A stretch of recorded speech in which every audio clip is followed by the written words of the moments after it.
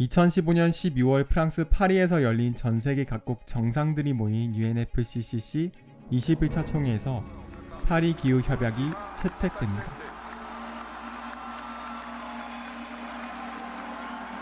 파리 기후 협약의 핵심 내용은 이것입니다. 전 세계가 온도 상승 제한을 기존에 논의되었었던 2도가 아니라 1.5도로 더 제한한 이유가 뭘까요?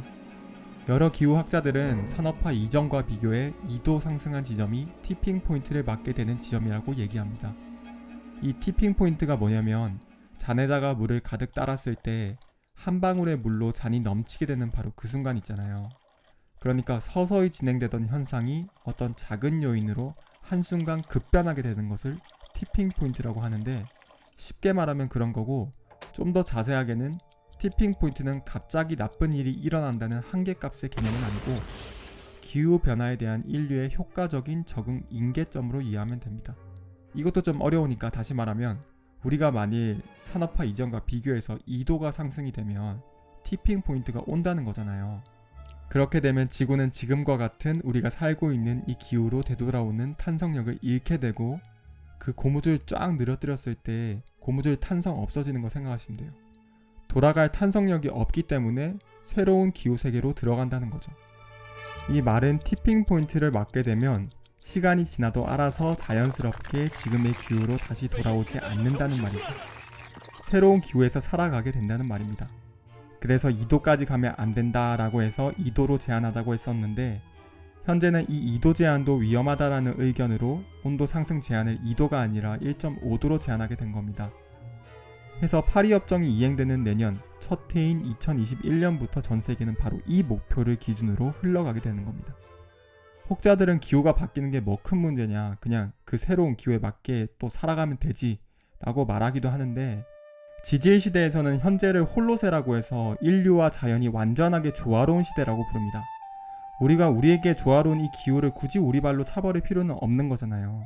또 인류는 지금의 기후에 맞게 터전을 다 잡아왔는데, 기후가 바뀌면 그 새로운 기후 때문에 지구의 터전은 완전히 바뀔 테고, 거기서 발생되는 수많은 문제들이 재앙 수준이라고 말하고 있는 겁니다.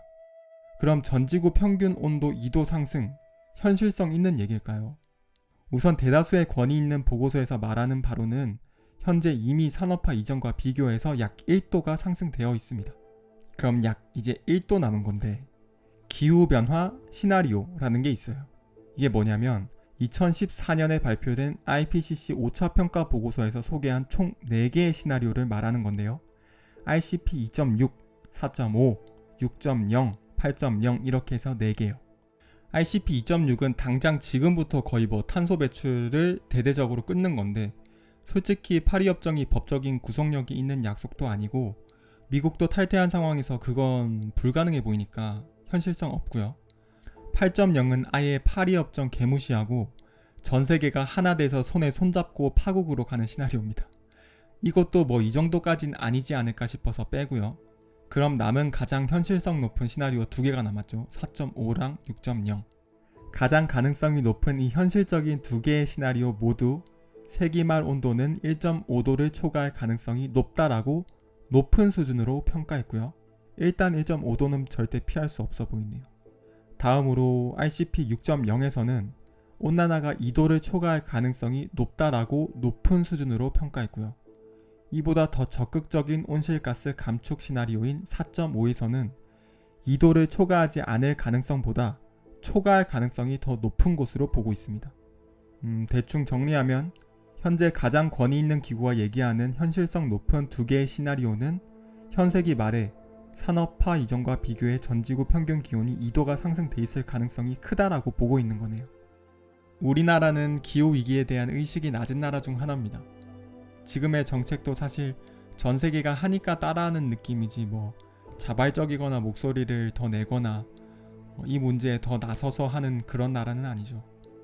전 평소 우리나라에 아쉬웠던 부분이, 우리나라가 잘 되고 우리나라가 성공하고 이런 거 정말 진짜 뿌듯하고 좋은데, 어떤 지구인이랄까요? 세계 시민으로서의 의식은 딱히 없는 것 같아서 그게 좀 아쉬웠었습니다. 전 어렸을 때부터 우주를 참 좋아했었는데요. 숨막힐 듯한 거대한 신비한 우주가 주는 가르침은 저한테 있어서는 최고의 선생님이었거든요.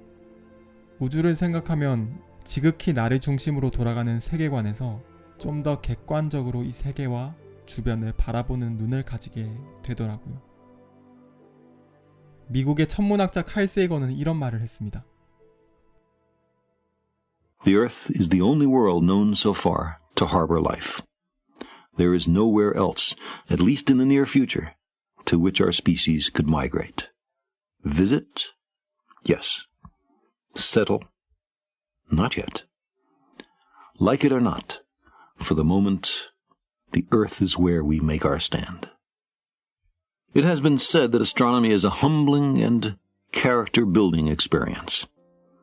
There is perhaps no better demonstration of the folly of human conceits than this distant image.